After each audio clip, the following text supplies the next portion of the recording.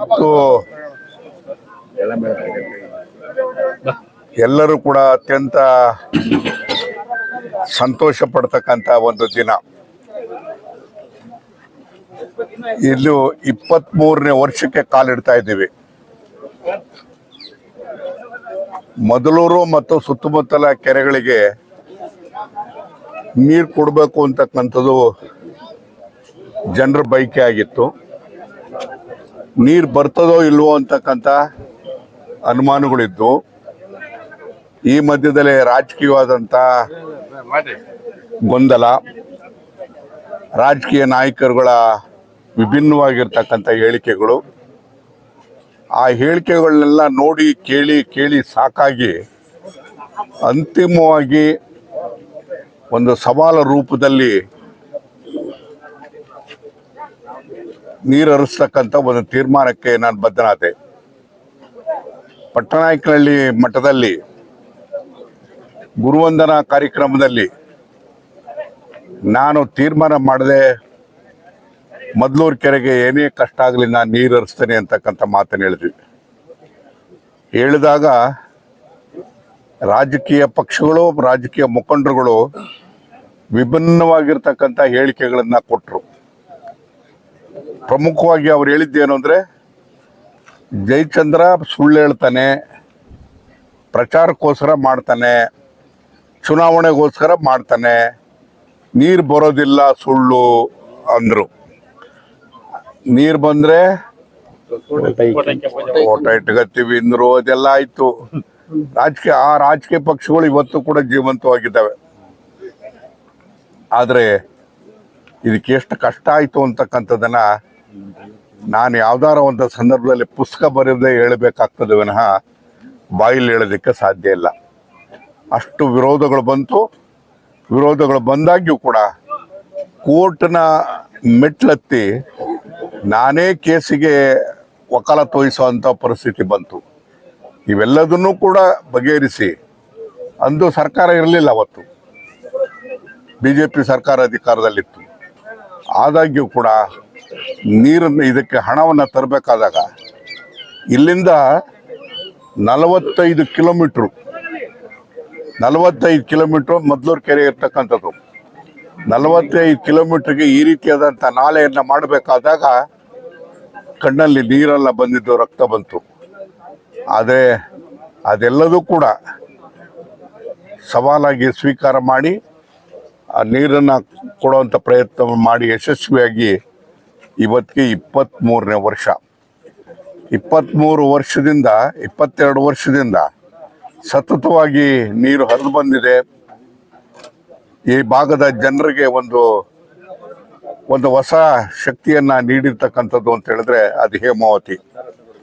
ಬಹುಶಃ ನಾನು ಈ ಹೇಮಾವತಿ ನಮ್ಮ ತಾಲೂಕಿಗೆ ಬಂದು ಅದು ಮದ್ಲೂರು ಕೆರೆಗೆ ಹರಿದಿದ್ದ ಅಂತ ಸಂದರ್ಭಗಳನ್ನ ನಾವು ನೆನೆಸ್ಕೊಂಡ್ರೆ ನಿಜವಾಗ್ಲೂ ಕೂಡ ಇದು ಮರಿಲಾರದೆ ಇರತಕ್ಕಂಥ ದಿನ. ನಾನು ಈ ಸಂದರ್ಭದಲ್ಲಿ ಹೆಚ್ಚು ಮಾತಾಡಕ್ಕೆ ಹೋಗೋದಿಲ್ಲ. ಒಂದೇ ಒಂದು ವಿಚಾರ, ತುಮಕೂರು ಜಿಲ್ಲೆಯಲ್ಲಿ ನೀರಿನ ವಿಚಾರದಲ್ಲಿ ದೊಡ್ಡ ರಾಜಕಾರಣ ನಡೀತಾ ಇದೆ. ವಿರೋಧ ಪಕ್ಷದವರು ಮತ್ತು ಕೆಲವು ರಾಜಕೀಯ ಮುಖಂಡರುಗಳು ಅವರು ಅನೇಕ ರೀತಿಯಾದಂಥ ಹೇಳಿಕೆಗಳನ್ನ ಕೊಡ್ತಾ ಇದ್ದಾರೆ. ಇವತ್ತು ನಮ್ಮ ಮುಂದೆ ಇರತಕ್ಕಂಥ ವಿಚಾರ ಏನಪ್ಪ ಅಂದರೆ, ಹೇಮಾವತಿ ನೀರನ್ನು ಮಾಗಡಿ ತಾಲೂಕು ಶ್ರೀರಂಗ ಯೋಜನೆಗೆ ನೀರು ಕೊಡೋದಕ್ಕೆ ಜಯಚಂದ್ರ ಮುಂದೆ ಬರ್ತಾ ಇಲ್ಲ, ಅದಕ್ಕೆ ಹೋರಾಟಕ್ಕೆ ಮುಂದೆ ಬರ್ತಾ ಇಲ್ಲ ಅಂತ ಕೆಲವರು ಯುವಕರೆಲ್ಲರೂ ಕೂಡ ಹೇಳ್ತಾರೆ. ಪಾಪ ಅವರಿನ್ನೂ, ನಾನು MLA ಆದಾಗ ಅವ್ರು ಯಾರು ಇನ್ನೂ ಹುಟ್ಟಿರಲಿಲ್ಲ. ಅವರು ನನಗೆ ತಿಳಿ ಹೇಳತಕ್ಕಂಥ ಕೆಲಸ ಮಾಡ್ತಾರೆ. ಮಾಡಲಿ, ಪಾಪ ಅವ್ರು ಯುವಕರು ಆವೇಶದಲ್ಲಿ ಮಾತಾಡ್ತಾರೆ. ಆದರೆ ಒಂದು ಪ್ರಶ್ನೆಯನ್ನು ನಾನು ಇವತ್ತು ಹೇಳೋದಕ್ಕೆ ಇಚ್ಛಪಡ್ತೀನಿ. ಇವತ್ತಿನ ಪರಿಸ್ಥಿತಿ ಏನಾಗಿದೆ? ಇವತ್ತಿನ ಪರಿಸ್ಥಿತಿ, ಹೇಮಾವತಿ ಡ್ಯಾಮ್ಗೆ ನಾವೆಲ್ಲರೂ ಕೂಡ ಹೋಗಿದ್ವಿ. ಹೇಮಾವತಿ ಡ್ಯಾಮ್ ಹತ್ರ ನಾವೆಲ್ಲರೂ ಕೂಡ ಹೋಗಿದ್ವಿ, ನೋಡಿದ್ವಿ, ನೋಡ್ಕೊಂಬಂದ್ವಿ. ನಾನು ಒಂದೇ ಒಂದು ವಿಚಾರವನ್ನು ನಿಮ್ಮ ಮುಂದೆ ಇಡಕ್ಕೆ ಇಷ್ಟಪಡ್ತೀನಿ. ನಮ್ಮ ಇವತ್ತಿನ ಮಟ್ಟಕ್ಕೆ ಇಲ್ಲಿವರೆಗಾಗಿ ಹೇಮಾವತಿಗೆ ಡ್ಯಾಮ್ಗೆ ಬಂದಿರತಕ್ಕಂಥ ನೀರು 80 ಟಿ ಎಂ ಸಿ. ಆ ಕೆಪಾಸಿಟಿ ಎಷ್ಟು ಡ್ಯಾಮ್ದು ಅಂದರೆ 46 ಟಿ ಎಂ ಸಿ. ಅದರಲ್ಲಿ ನಮ್ಮ ಬಳಕೆಗೆ ಅವಕಾಶ ಇರೋದೆಷ್ಟು? 42 T M C. 42 T M C ಆದಮೇಲೆ ಅಂದರೆ ತುಮಕೂರಿಗೆ 23 ಟಿ ಎಂ ಸಿ, ಹಾಸನಕ್ಕೆ 18 ಟಿ ಎಂ ಸಿ, 24.5 ಇದಕ್ಕೆ 42 ಟಿ ಎಂ ಸಿಗೆ ಯೋಜನೆ ಆಗಿರ್ತಕ್ಕಂಥದ್ದು. ಇದೊಂದೇ ಸಾಲಿಗೆ ಇನ್ನೂ ಇಲ್ಲಿ ಶಿರಾದಲ್ಲಿ ಇದುವರೆಗೆ ಮಳೆ ಬಂದಿಲ್ಲ ಸರಿಯಾಗಿ. ಮೇನಲ್ಲಿ ಮಳೆ ಬರಲಿಲ್ಲ, ಜೂನ್ನಲ್ಲಿ ಬರಲಿಲ್ಲ, ಜುಲೈನಲ್ಲಿ ಬರಲಿಲ್ಲ, ಆಗಸ್ಟಲ್ಲೂ ಕೂಡ ಅಲ್ಪ ಸ್ವಲ್ಪ ಆಗಿದೆ. ಇಷ್ಟು ನೀರೆಲ್ಲ ಕೊರತೆ ಇರುವಂಥ ಸಂದರ್ಭದಲ್ಲಿ ನಾವು ನೀರದು ಅಂತ ಹೇಳಿದ್ರೆ ಹೇಮಾವತಿ ನೀರು ಅಂದರೆ ಅದು ನಮ್ಮ ನೀರನ್ನು ನಾವು ಬಳಕೆ ಮಾಡ್ಕೋಬೇಕಾದಾಗ ಏನೆಲ್ಲ ಮಾಡಬೇಕು ಅನ್ನೋದ್ರ ಬಗ್ಗೆ ಇವತ್ತು ಜನ ಚಿಂತನೆ ಮಾಡಬೇಕಾಗಿದೆ. ಇಲ್ಲಿವರೆಗೆ ಬಂದಿರೋದು 80 ಟಿ ಎಂ ಸಿ ನದಿಗಳಿಗೆ ಬಿಟ್ಟಿರ್ತಕ್ಕಂಥದ್ದು. ಅಂದರೆ ನದಿಗೆ ಬಿಟ್ಟಿರೋದು ಅಂದರೆ ಕಾವೇರಿ ನದಿಗೆ ಬಿಟ್ಟಿರ್ತಕ್ಕಂಥ ನೀರು ಎಷ್ಟಪ್ಪ ಅಂದ್ರೆ 49 T M C. 49 T M C. ಅದರಲ್ಲಿ ತುಮಕೂರಿಗೆ 10 ಟಿ ಎಂ ಸಿ ಬಂದಿದೆ, ಇನ್ನೂ ಬರೋದಿದೆ. ಆದ್ರೆ ನಾನು ಏನು ಹೇಳ್ತೀನಿ ಅಂತ ಹೇಳಿದ್ರೆ, ನದಿಗೆ 49 ಟಿ ಎಂ ಸಿ ಇದ್ರೆ ನಾವು ತಮಿಳ್ನಾಡಿಗೆ ಬಿಡಬೇಕಾಗಿರ್ತಕ್ಕಂಥದ್ದು ಎಷ್ಟು ಅಂದರೆ ಬಿಳಿಗುಂಡ್ಲು ಹತ್ರ ಗೇಜ್ ಇದೆ. ಆ ಗೇಜ್ನಿಂದ ನಾವು ಬಿಡಬೇಕಾಗಿರ್ತಕ್ಕಂಥ ನೀರು ಎಷ್ಟು ಅಂದರೆ 177.25 ಟಿ ಎಂ ಸಿ. ಅದ್ರ ಮೇಲೆ ಒಂದು ಡ್ರಾಪ್ ಬಿಡಬೇಕಾಗಿಲ್ಲ. ಆದರೆ ಇಲ್ಲಿವರೆಗಾಗಿ ನಾವು ಬಿಟ್ಟಿರ್ತಕ್ಕಂಥದ್ದು ಎಷ್ಟು ಅಂದರೆ 195 T M C. 195 T M C. ಇನ್ನು ಮಳೆಗಾಲ ತುಂಬ ಇದೆ, ಇನ್ನೂ ಎಷ್ಟು ಹೋಗ್ತದೋ ಗೊತ್ತಿಲ್ಲ. ತಮಿಳ್ನಾಡಿಗೆ ಕೊಡುವಷ್ಟು ನೀರ ಪೂರ್ತಿ ಕೊಟ್ಟಾಯ್ತು. ಕರ್ನಾಟಕಕ್ಕೆ ನೀರು ಹರಿಸ್ಕೊಳ್ಳೋದಕ್ಕೆ ಏನು ಬಾಧೆ ಆಗಿರೋದು ನಂಗೆ ಅರ್ಥ ಆಗೋದಿಲ್ಲ. ಅದಕ್ಕೆ ಯೋಜನೆಗಳನ್ನ ಮಾಡಬೇಕು. ನಾವು ಕುಣಿಗಲ್ಗೂ ನೀರು ಕೊಡಬೇಕು, ಮಾಗಡಿಗೂ ನೀರು ಕೊಡಬೇಕು, ಮತ್ತು ಬೆಂಗಳೂರಿಗೂ ನೀರು ಕೊಡಬೇಕು. ಅಂದರೆ ಹೆಚ್ಚುವರಿ ನೀರಿದೆಯಲ್ಲ, ನೀರು ತಗೊಂಡೋಗೋದಕ್ಕೆ ಯೋಜನೆಗಳನ್ನು ರೂಪಿಸ್ಬೇಕಾಗಿರ್ತಕ್ಕಂಥದ್ದು ಸರ್ಕಾರದ ಕೆಲಸ. ಸರ್ಕಾರಗಳು ಆ ಕೆಲಸವನ್ನು ಮಾಡಬೇಕು. ಜನ ಅರ್ಥ ಮಾಡ್ಕೋಬೇಕು. 10 ವರ್ಷದಲ್ಲಿ 6 ವರ್ಷ ತುಂಬ ಹೋಗ್ತದೆ ಹೇಮಾವತಿ ಮತ್ತು ಕಾವೇರಿ, 4 ವರ್ಷ ಕೊರತೆ ಬೀಳ್ತದೆ. ಅದು ಪ್ರಕೃತಿ ನಿಯಮ, ನಾವೇನು ಮಾಡೋಕ್ಕಾಗಲ್ಲ. ಆದರೆ ಆ ಹೆಚ್ಚು ನೀರು ಬಂದಂಥ ಸಂದರ್ಭದಲ್ಲಿ ಕರ್ನಾಟಕದಲ್ಲಿ 177.25, ಅದಕ್ಕಿಂತ ಒಂದು ಡ್ರಾಪ್ ಹೆಚ್ಚು ಕೊಡಬೇಕಾಗಿಲ್ಲ ನಾವು ತಮಿಳ್ನಾಡಿಗೆ. ತಮಿಳ್ನಾಡಿನವರು ಕೂಡ ಹಿಡ್ಕೊಳಕ್ಕಾಗ್ತಾಯಿಲ್ಲ. ಈಗಾಗಲೇ ಮೆಟ್ಟೂರು ತುಂಬಿ ಸಮುದ್ರಕ್ಕೆ ಹೋಗ್ತಾ ಇದೆ. ಸಮುದ್ರಕ್ಕೆ ನೀರು ಕಳಿಸೋಂಥಕ್ಕೆ ಅಷ್ಟು ಧಾರಾಳತನ ಇರ್ತಕ್ಕಂಥ ನಮ್ಮ ಜನ ನಮ್ಮ ಭಾಗಕ್ಕೆ ನೀರು ಹರಿಸ್ಕೊಳ್ಳೋದಕ್ಕೆ ವಿರೋಧವನ್ನು ವ್ಯಕ್ತಪಡಿಸ್ತಾ ಇರ್ತಕ್ಕಂಥದ್ದು ಇದು ಅತ್ಯಂತ ದುರದೃಷ್ಟಕರ ಅಂತಕ್ಕಂಥ ಮಾತನ್ನು ಹೇಳಿ, ಇವತ್ತು ಹೇಮಾವತಿ ನೀರು ಹರಿದಿದೆ, 23ನೇ ವರ್ಷಕ್ಕೆ ಕಾಲಿಟ್ಟಿದೆ. ಇನ್ನು 2 ವರ್ಷಕ್ಕೆ ಅಂದರೆ ಇನ್ನು 3 ವರ್ಷಕ್ಕೆ ನಮ್ಮ ಅಧಿಕಾರದ ಅವಧಿಯನ್ನು ಮುಗಿಯುವಂಥ ಸಂದರ್ಭದಲ್ಲಿ ನಾನು ಇವತ್ತು ಕಳ್ಳಂಬೆಳ್ಳ ಮತ್ತು ಈ ಸುತ್ತಮುತ್ತದ ಮುಖಂಡರುಗಳಲ್ಲಿ ಮನವಿ ಮಾಡ್ತಕ್ಕಂಥದ್ದು ಇಷ್ಟೇ. ಕನ್ನೇರಮ್ಮನ್ನ ಮರೆತು ಬಿಟ್ರು ಕಳ್ಳಂಬೆಳದವರು. ಕನ್ನೇರಮ್ಮ ಅಡ್ರೆಸ್ಸೇ ಇಲ್ಲ. ಹೊಟ್ಟೆ ತುಂಬಿದ ವಾತಾವರಣ ಆಗಿದೆ. ಅಂದರೆ ಹೇಳಿದ್ರು ಬರುತ್ತೆ, ಹೇಳ್ದೇ ಇದ್ರು ಬರುತ್ತೆ. ಇದು ನನ್ನ ಉದ್ದೇಶನೂ ಕೂಡ ಆಗಿತ್ತು. ಯಾರು ಹೇಳ್ದೇ ಇದ್ರು ನೀರು ಬರಬೇಕು, ಯಾರು ಕೇಳದೇ ಇದ್ರು ನೀರು ಬೇಕು ಅಂತಕ್ಕಂಥದ್ದು ನನ್ನ ಉದ್ದೇಶ ಆಗಿತ್ತು. ನನ್ನ ಉದ್ದೇಶ ಇವತ್ತು ಸಾಧನೆ ಆಗಿದೆ. ನಾನು ಈ ಸಂದರ್ಭದಲ್ಲಿ ಮನವಿ ಮಾಡ್ತಕ್ಕಂಥದ್ದಷ್ಟೇ. ಇನ್ನು ಉಳ್ಕೊಂಡಿರ್ತಕ್ಕಂಥದ್ದು 3 ವರ್ಷ ನಮ್ಮ ಅಧಿಕಾರ ಅವಧಿಯಲ್ಲಿ. ನನ್ನ ಕೊನೆಗೆ ಈ ಅಧಿಕಾರದ ಅವಧಿ ಅಂತಂದಾಗ 25 ವರ್ಷ ಆಗ್ತದೆ ನೀರು ಬಂದು. ಎಲ್ಲೋ ಒಂದು ಕಡೆಗೆ ಯೋಚನೆ ಮಾಡಿ ಇವತ್ತು ಹೇಮಾವತಿ ತಾಯಿ ಇಲ್ಲಿಗೆ ನಮಗೆ ದುರ್ಗಮ್ಮ, ರಂಗನಾಥ ಸ್ವಾಮಿ ಇವರೆಲ್ಲರಿಗೂ ಮೀರಿದ್ದು ಅಂತ ಹೇಳಿದ್ರೆ ಹೇಮಾವತಿ ತಾಯಿ.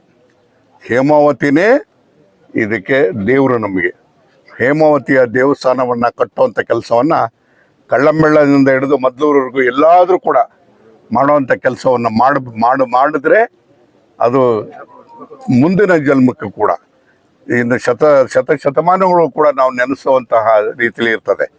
ಯಾಕಂದ್ರೆ ಇವೆಲ್ಲ ಕ್ಷಣಿಕ, ಜನ ಮರೆತು ಬಿಡ್ತಾರೆ. ಇವತ್ತಿನ ಮಕ್ಕಳಿಗೆ ಎಲ್ಲಿಂದ ನೀರು ಬಂತು ಅನ್ನೋದು ಗೊತ್ತಿಲ್ಲ. ನಮಾಜದ ಎಣ್ಣೆ ಅಂತಕ್ಕಂಥದ್ದು ಯಾರಿಗೂ ಗೊತ್ತಿಲ್ಲ, ಬಹಳ ಜನಕ್ಕೆ ಗೊತ್ತೇ ಇಲ್ಲ. ನಮಾಜದ ಎಣ್ಣೆ ಗೊತ್ತಿಲ್ಲ. ಹೆಣ್ಣು ಕೊಡದೇ ಇರತಕ್ಕಂಥ ಸಂದರ್ಭಗಳು ಇತ್ತು. ಇವತ್ತು ಸಿರಾದರು ಅಧಿಕಾರಿಗಳು ಒಬ್ಬರೊಬ್ಬ ಸಿರಾದಲ್ಲಿ ಇರ್ತಿರಲ್ಲ, ಎಲ್ಲ ತುಮಕೂರಿಗೆ ಹೋಗ್ಬಿಡೋರು. ಈಗ ಎಲ್ಲರೂ ಕೂಡ ಸಿರಾದಾಗ ಪಡ್ತಾರೆ. ಸೊ ಇದೆಲ್ಲದನ್ನು ಯಾಕೆ ಹೇಳ್ತೀನಿ ಅಂತಂದ್ರೆ, ನೀರೇ ಮುಖ್ಯ, ನೀರಿನಿಂದಲೇ ಅಭಿವೃದ್ಧಿ, ನೀರಿನಿಂದಲೇ ಜನ ಮತ್ತು ಜೀವನ ಅಂತಕ್ಕಂಥ ಮಾತನ್ನ ಈ ಸಂದರ್ಭದಲ್ಲಿ ಹೇಳಿ, ಇವತ್ತು ಸಂತೋಷದಿಂದ ಮದ್ದೂರು ಕೆರೆಗೆ ನೀರು ಕೊಡ್ತಕ್ಕಂಥ ಕೆಲಸದಲ್ಲಿ ನಾನು ಭಾಗಿಯಾಗಿದ್ದೇನೆ. ಇದಕ್ಕೆ ಸಹಕರಿಸಿದಂಥ ಅಧಿಕಾರಿಗಳು ಮಂಜು ಪ್ರಸಾದ್ ಮತ್ತು ಗಂಗಾಧರ್ ಇಬ್ಬರು ಇಲ್ಲೇ ಇದ್ದಾರೆ.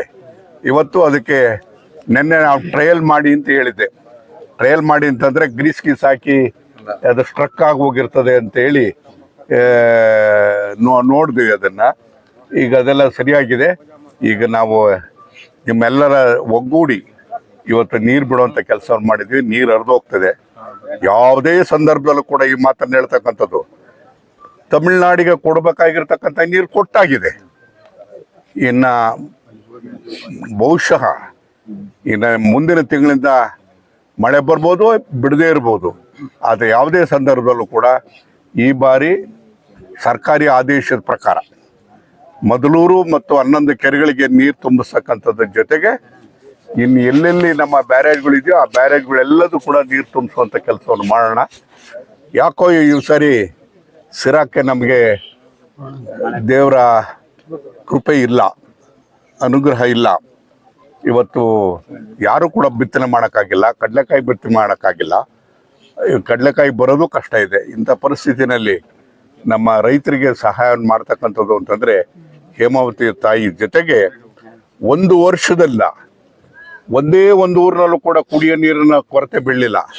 ಇತ್ತೀಚೆಗೆ ಒಂದು 8-10 ಊರಲ್ಲಿ ಕೊರತೆ ನೀರನ್ನ ಇವತ್ತು ನಾವು ಕಾಣ್ತಾ ಇದ್ದೀವಿ. ಬಹುಶಃ ಇದು ಅಂತರ್ಜಲ. ನಾನು ಈ ಸಂದರ್ಭದಲ್ಲಿ ಹೇಳ್ತಕ್ಕಂಥದ್ದು, ನಮ್ಮ ಸಿರಾ ತಾಲೂಕಿನಲ್ಲಿ ನೀರು ಅಂತಂದರೆ ಎಲ್ಲಿ ಅಂತಂದರೆ ಅದೊಂದು ಬ್ಯಾಂಕ್ನಲ್ಲಿ ನಾವು ಯಾವ ರೀತಿಯಾಗಿ ಹಣವನ್ನು ಇಡ್ತೀವೋ, ಯಾವಾಗ ತೊಂದರೆ ಬರ್ತದೆ ಆವಾಗ ನಾವು ಬ್ಯಾಂಕಿಂದ ಡ್ರಾ ಮಾಡೋ ರೀತಿಯಲ್ಲಿ ನೀರನ್ನ ಯಾವಾಗಲೂ ಕೂಡ ನಾವು ಭೂಮಿಯಲ್ಲಿ ಸಂಗ್ರಹಿಸಿ ಇಡಬೇಕು. ಆ ಕಾರಣಕ್ಕೋಸ್ಕರ ಈಗಾಗಲೇ 100 ಬ್ಯಾರೇಜ್ಗಳನ್ನ ಕಟ್ಟಿದ್ದೇನೆ. 100 ಬ್ಯಾರೇಜ್ಗಳ ಜೊತೆಗೆ ಈಗ ನಾನು ಕೊಟ್ಟಿರ್ತಕ್ಕಂಥದ್ದು ಅಂದರೆ 43 ಬ್ಯಾರೇಜ್ಗಳನ್ನ ಕೊಟ್ಟಿದ್ದೇನೆ. 43 ಬ್ಯಾರೇಜ್ಗಳು ಅಂದರೆ ಸುಮಾರು 50 ಕೋಟಿನಲ್ಲಿ ಕೆಲಸ ಪ್ರಾರಂಭ ಆಗ್ತದೆ. ಇನ್ನೊಂದು 15 ತಿಂಗಳಲ್ಲಿ ಕೆಲಸ ಪ್ರಾರಂಭ ಆಗ್ತದೆ. ಅಂದರೆ ಅಂತರ್ಜಲ ಎಲ್ಲೂ ಕೂಡ ನಮ್ಮ ನೀರು ಒಂದು ಡ್ರಾಪು ಕೂಡ ಹೊರಗಡೆ ಹೋಗ್ತಾ ಇರ್ತಕ್ಕಂಥ ರೀತಿಯಲ್ಲಿ ನಿಲ್ಲಿಸಿ, ಅದು ಭೂಮಿಲಿ ಶೇಖರಿಸಿ ಅದನ್ನು ನಮಗೆ ಬೇಕಾದಾಗ ಉಪಯೋಗಿಸ್ಕೊಳ್ತಕ್ಕಂಥ ವಾತಾವರಣ ಆಗಬೇಕು. ಇವತ್ತು ನಾವೇನಾಗಿದೆ ಅಂದರೆ ಯಥೇಚ್ಛವಾಗಿ ಮೋಟ್ರ್ಗಳನ್ನ ಹಾಕಿ ನೀರು ತೆಗಿತೀವಿ. ಅದು ಮೋಟ್ರ್ಗಳು ತೆಗಿಯೋದ್ರ ಜೊತೆಗೆ ಅಷ್ಟೇ ದೊಡ್ಡ ಪ್ರಮಾಣದಲ್ಲೂ ಕೂಡ ನೀರು ಶೇಖರಿಸಿ ಇಡತಕ್ಕಂಥ ಕೆಲಸವನ್ನು ಮಾಡಬೇಕು. ರೈತರು ಕೂಡ ಸಹಕಾರಿಗಳಾಗಬೇಕು. ರೈತರು ಅವರವ್ರ ಹೊಲದಲ್ಲಿ ಒಂದೊಂದು ಗುಂಡಿಗಳನ್ನ ತೆಗೆದು ನೀರನ್ನ ಶೇಖರಿಸ್ತಕ್ಕಂಥ ಕೆಲಸವನ್ನು ಮಾಡಿದಾಗ ಮಾತ್ರ ಮುಂದೆ ಅದು ಭವಿಷ್ಯಕ್ಕೆ ಒಳ್ಳೆಯದಾಗ್ತದೆ ಅಂತಕ್ಕಂಥ ಮಾತು ಹೇಳಿ ಇವತ್ತು ನೀರು ಬಿಟ್ಟಿದ್ದೇವೆ. ಬಹುಶಃ ಇಲ್ಲಿವರೆಗೂ ನೋಡಿದ್ರೆ ಯಾವುದೇ ರೀತಿ ತೊಂದರೆ ಇಲ್ಲದಲೆ ಎಲ್ಲ ಕೆರೆಗಳು ಎಲ್ಲ ಬ್ಯಾರೇಜ್ಗಳು ತುಂಬ್ತದೆ. ಅವತ್ತು ತುಂಬಿದಂಥ ಸಂದರ್ಭದಲ್ಲಿ ಇವತ್ತು ನಾವೆಲ್ಲರೂ ಕೂಡ ಮತ್ತೊಮ್ಮೆ ಸೇರಿ ಅದರ ಸಂಭ್ರಮವನ್ನು ಆಚರಣೆ ಮಾಡೋಣ. ಮತ್ತು ಈ ಸಿರಾದ ಮುನ್ಸಿಪಲ್ ಅಧ್ಯಕ್ಷರು ಎಲ್ಲೇ ಇದ್ದಾರೆ. ಈಗ ನಮಗೆ ಸಿರಾದಲ್ಲಿ ಈಗಾಗಲೇ ಕೆರೆ ತುಂಬಿದೆ, ಕೋಡಿಯಾಗಿದೆ. ಈಗ ಉಳಿದಿರ್ತಕ್ಕಂಥದ್ದು ಮದ್ದೂರು ಕೆರೆ ಮಾತ್ರ. ಬಹುಶಃ ಮದ್ದೂರು ಕೆರೆದು ಈ ತೀರ್ಮಾನ ಮಾಡದಲ್ಲೇ ಇದ್ದಿದ್ರೆ ಏನಾಗಿತ್ತು ಅಂತಕ್ಕಂಥದ್ದನ್ನು ನೀವು ಯೋಚನೆ ಮಾಡಬೇಕು ಜನ. ಇಷ್ಟು ಮಾತ್ರ ಹೇಳಿ ಇವತ್ತು ಶುಭ ಸಂದರ್ಭ, ಶುಭಗಳಿಗೆ ಇವತ್ತು ನೀರನ್ನು ಬಿಟ್ಟಿದ್ದೇವೆ. ನೀರು ಎಲ್ಲರೂ ಕೂಡ ಮನೆಯನ್ನು ಕೂಡ ಮನಸ್ಸನ್ನು ತಲುಪಿಸುವಂಥ ಇವತ್ತು ದಿನ ಆಗಲಿ ಅಂತೇಳಿ ನಾನು ಹಾರೈಸ್ತೀನಿ. ನಮಸ್ಕಾರ. ಎಷ್ಟೇ ದುಡ್ಡಿದ್ರೂ ಆಯುಷ್ನ ಕೊಂಡ್ಕೊಳ್ಳೋಕ್ಕೆ ಸಾಧ್ಯನೇ ಇಲ್ಲ. ಆರೋಗ್ಯ ಸರಿ ಇದ್ರೆ ಆಯುಷ್ ಗಟ್ಟಿಯಾಗಿರುತ್ತೆ. ಆರೋಗ್ಯ ಸರಿ ಇರಬೇಕು ಅಂತಂದ್ರೆ ನಿಮ್ಮ ಅಡಿಗೆಯಲ್ಲಿ ಪ್ರತಿದಿನ ಜೀನಿ ಗಾಣದ ಎಣ್ಣೆ ಬಳಸಿ. ಜೀನಿ ಗಾಣದ ಕಡಲೆಕಾಯಿ ಎಣ್ಣೆ, ಕೊಬ್ಬರಿ ಎಣ್ಣೆ ಎಲ್ಲಾ ಮೆಡಿಕಲ್ ಶಾಪ್, ದಿನಸಿ ಅಂಗಡಿ ಹಾಗೂ ಸೂಪರ್ ಮಾರ್ಕೆಟ್ಗಳಲ್ಲಿ ಲಭ್ಯ. ನಿಮ್ಮ ಬಹುತೇಕ ಆರೋಗ್ಯ ಸಮಸ್ಯೆಗೆ ಗ್ಯಾಸ್ಟ್ರಿಕ್ ಕಾರಣ. ಗ್ಯಾಸ್ಟ್ರಿಕ್ ನಿಂದ ಮುಕ್ತಿ ಹೊಂದಿದ್ರೆ ನೀವು ಆರೋಗ್ಯವಾಗಿರ್ತೀರ. ಪ್ರತಿದಿನ ಜೀನಿ ಗ್ಯಾಸ್ಟ್ರಿಕ್ ರಿಲೀಫ್ ಸೇವಿಸಿ. ಇದು ಗ್ಯಾಸ್ಟ್ರಿಕ್ಗೆ ಉತ್ತಮ ಆಹಾರ. ಜೀನಿ ಗ್ಯಾಸ್ಟ್ರಿಕ್ ರಿಲೀಫ್ ಎಲ್ಲಾ ಮೆಡಿಕಲ್ ಶಾಪ್ಗಳು ಹಾಗೂ ದಿನಸಿ ಅಂಗಡಿಗಳಲ್ಲಿ ಲಭ್ಯ.